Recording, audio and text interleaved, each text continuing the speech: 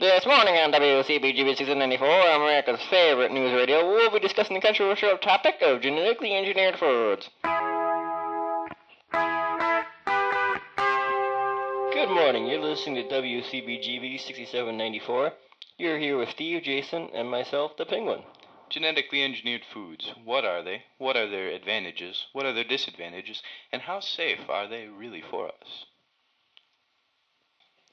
Well, Steve, genetically engineered refers to any technique that uses living organisms to change the future offspring of those organisms or parts of these organisms, which are commonly referred to GMOs. Genetically modified organisms. Thank you, Jason. Such techniques are used by many retailers and companies abroad, including agriculture, medicine, and industry.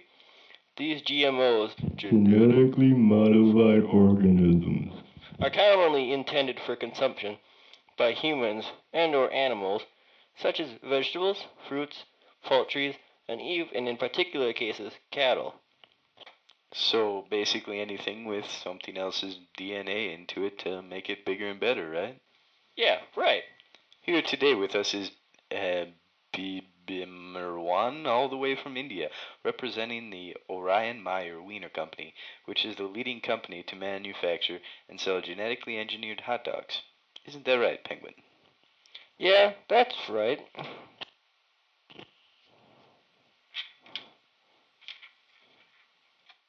Yeah.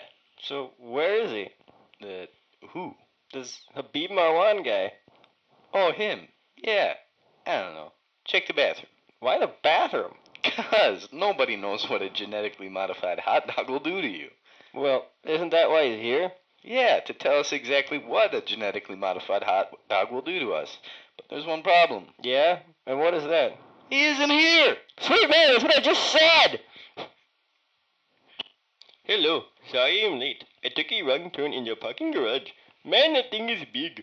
It is bigger than my whole factory floor. Hello, Habib. It's good to have you on the show.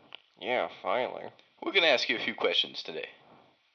Go right ahead with that. Habib, what are the advantages of making genetically engineered hot dogs? They are bigger, they are better, and they are more beefy. Could you expand on that a little? Why, certainly. We have genetically engineered pigs to grow bigger and fatter, cutting down the time it takes to grow a piglet to the slaughter to only about 4 months, thus helping the starving people with the fast-growing population rates of the world. We have also made them disease-resistant to many of the diseases native to my home country of India, where our company is now located with our new outdoor building. So how much do your hot dogs actually cost then?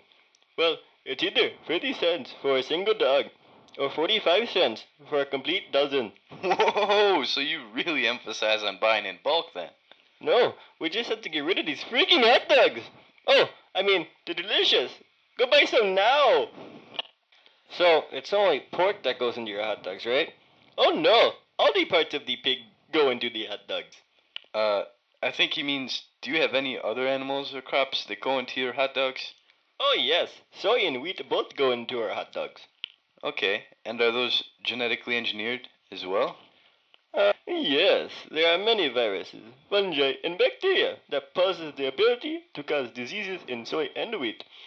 Our plant geneticists have worked hard to create plants with a high level of resistance to many of these diseases and also many insects. But are there any disadvantages? Oh no. Okay, there you have it. That's all from Habib with the Orion Meyer Wiener Company. Orion Meyer Wiener Company. Yeah, whatever. Well, that was educational. However, I think you forgot to mention a few disadvantages. Like, for instance, if you have bigger pigs, you're going to have to feed them a lot more. Yeah, that's true, I guess.